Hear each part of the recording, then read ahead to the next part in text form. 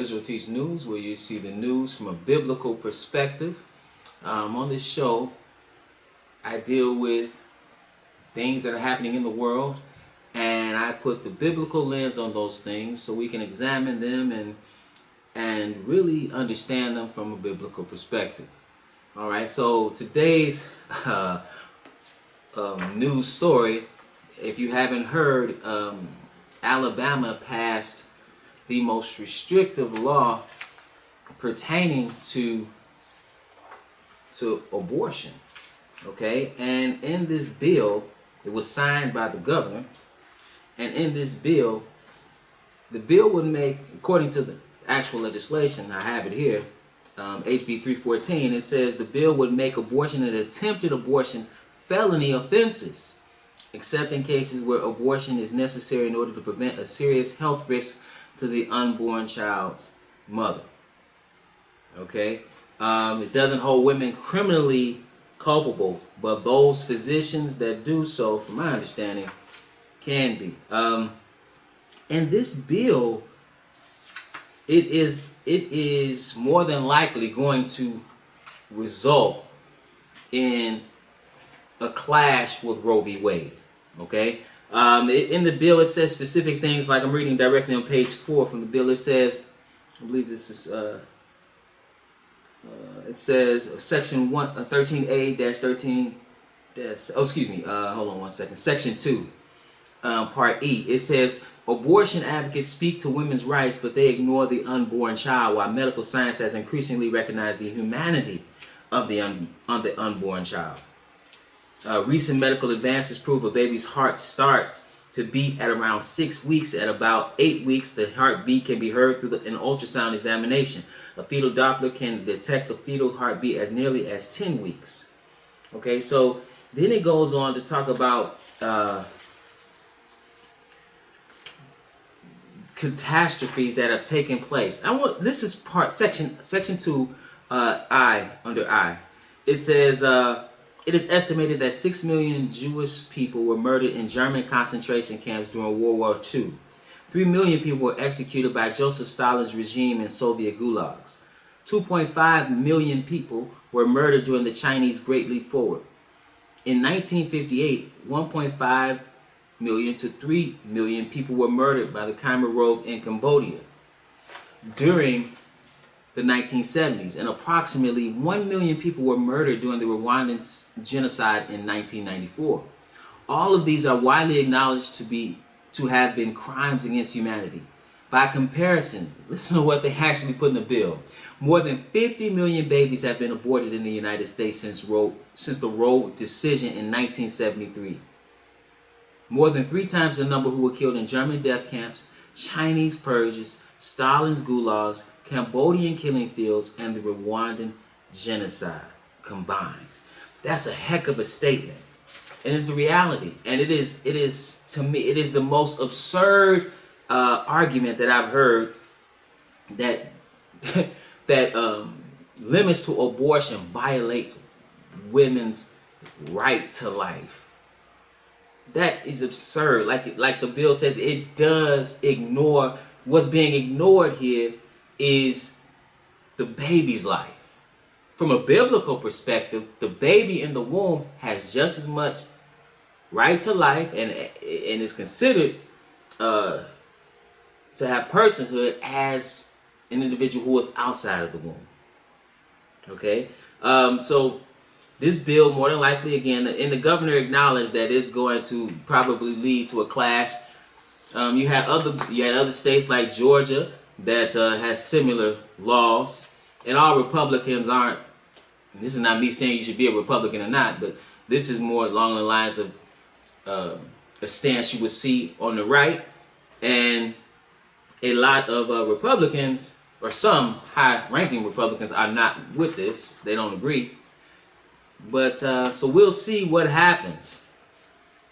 But I just wanted to point this out as well.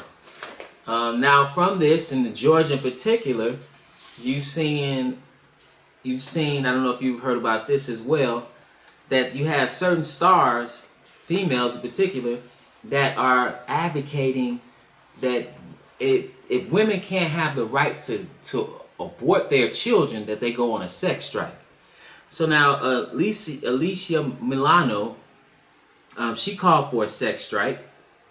And she's the actress. I'm reading from the Washington Post. It said the actress and activist had proposed a good old-fashioned sex strike to stand up for women's reproductive rights. Georgia's new abortion law, among the most restrictive in the United States, will ban abortions as soon as a doctor can detect the fetal heartbeat. And other states, including Mississippi and Ohio, have passed similar heartbeat bills. Okay?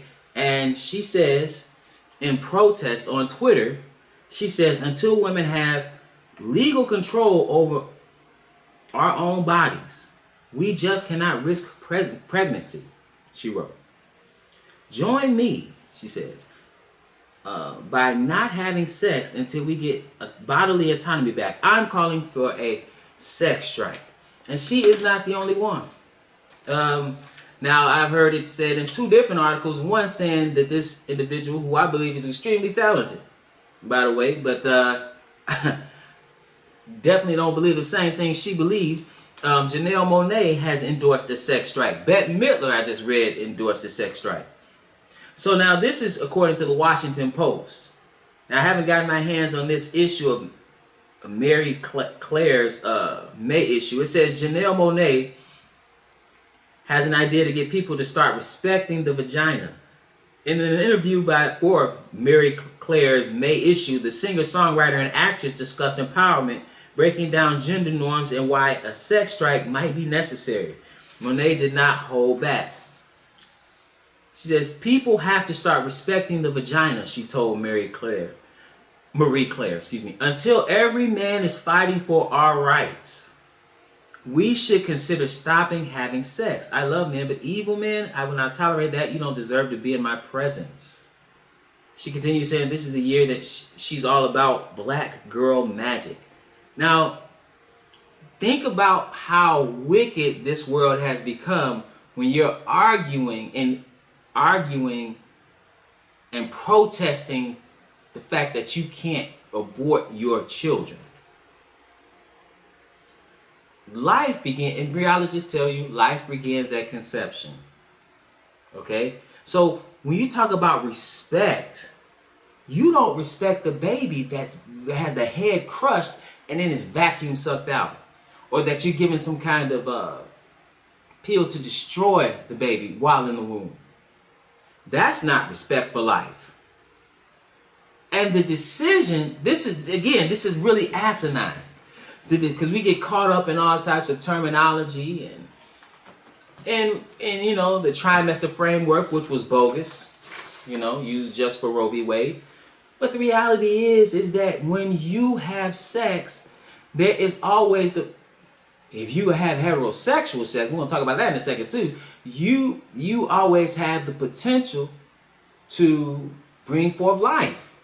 That is the ultimate purpose for sex. The ultimate purpose for sex is to bring forth life.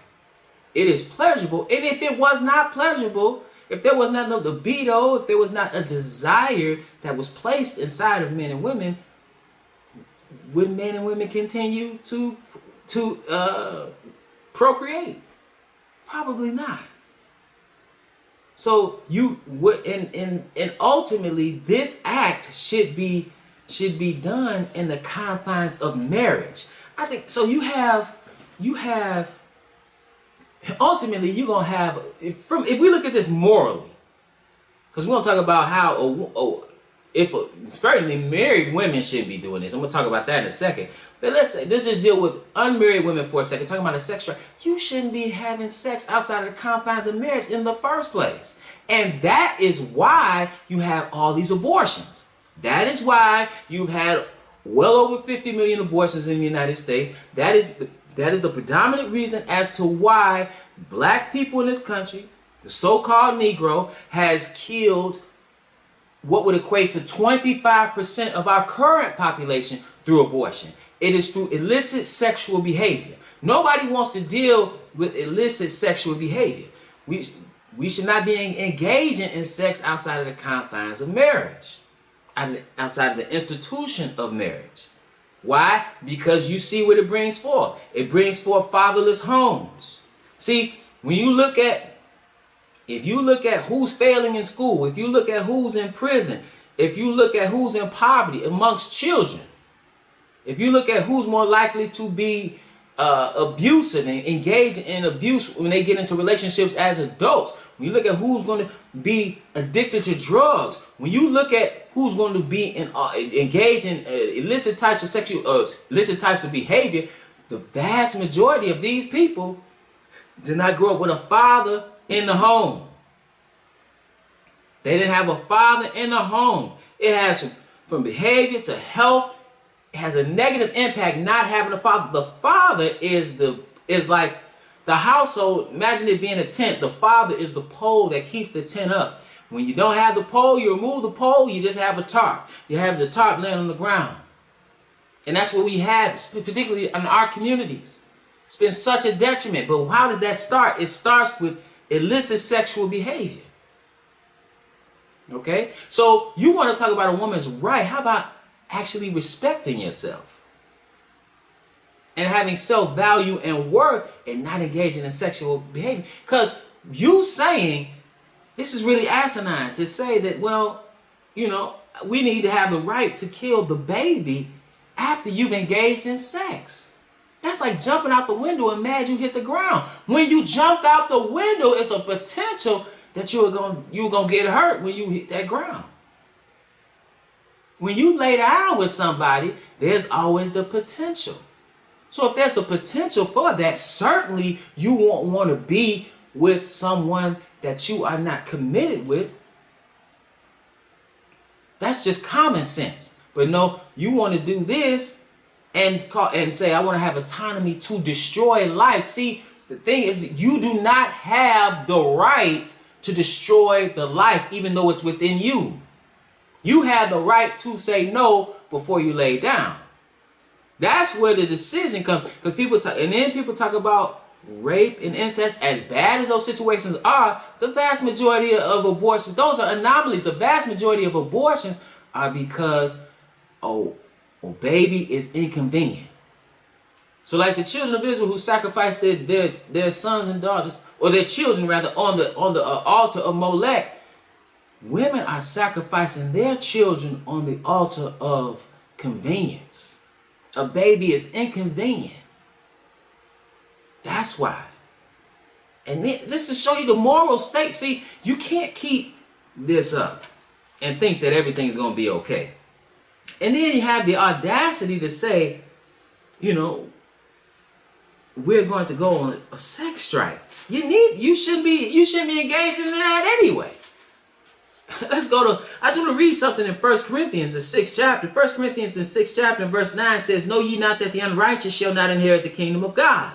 Be not deceived, neither fornicators, nor idolaters, nor adulterers, nor effeminate, nor abusers of themselves with mankind, nor thieves, nor covetous, nor drunkards, nor revilers, nor extortioners shall inherit the kingdom of God. Okay? So now, so you shouldn't be dealing in fornication. And then, to top it all up, you look at Miss Janelle Monáe. She's come out. I'm reading from the Washington Post that on a Rolling Stone cover, she came out as pansexual. Which is, after I did it, it says, this is from the Chicago Tribune. It says, this is from the Chicago Tribune. It says, in a Rolling Stone cover story, Janelle Monáe came out as pansexual after identifying as bisexual.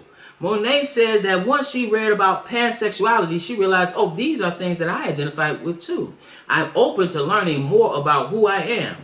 If you're wondering what pansexuality is, from this article, GLAAD puts pansexuality under the bisexual umbrella, defining the term as anyone attracted to people of all genders or sexes, or regardless of sex or gender. So you're just attracted to anybody, but the woman was made for a man. And you should be, well, you shouldn't be engaging in that type of behavior, period. So are we following these people? If you really think about it, these people, and that was all over the news, right? Not so much Janelle Monáe, but actress Elisa Milano. Why should we care what they think? Who are they to be following? Why should we care what Janelle Monáe thinks about anything pertaining to this subject? Why should we care? Clearly, you don't have a clue as to what you should be doing if you're calling yourself a pansexual. Okay, let's go to 1 Corinthians, the 7th chapter, because just in case a wife was considering this and said, you know what, I'm going to do this in solidarity. And I'm sure there will be some. 1 Corinthians, the 7th chapter, or some that have contemplated it. 1 Corinthians, the 7th chapter, and verse 1. Here Paul writes, verse 2, he says, nevertheless, to avoid fornication, let every man have his own wife, and let every woman have her own husband. So you should be fornicating in the first place. You stop fornicating, you won't have this issue like you do. He said, let the husband render unto the wife due benevolence, and likewise also the wife unto the husband. The wife have not power of her own body. So much for a sex strike. He tells you when this is okay, though. He said, but the husband, and likewise also the husband, have not power over his own body, but the wife. You shouldn't be withholding sex from one another in a marriage. He tells you, he says in verse 5, defraud ye not one the other, except it be with consent for a time, that ye may give yourselves to fasting and prayer, and come together again, that Satan tempt you not for your incontinency. So in other words, don't do this, otherwise, you might be tempted because you lack self-control. See, if people would value marriage, if people would not engage in all this fornication, you wouldn't have these issues like you have today.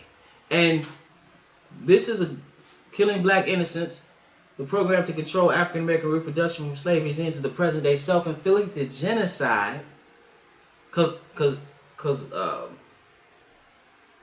the so-called African American in this country, again, 16% of the current, what would equate to 16% of the current population. That's a genocide.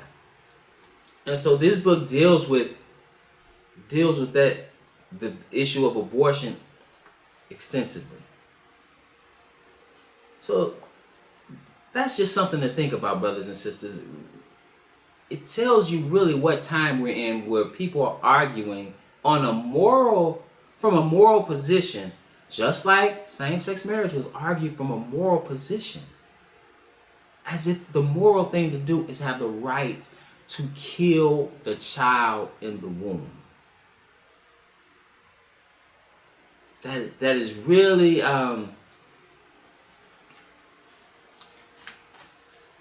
really immoral, and we who can should speak for those who cannot. The baby in the womb cannot speak.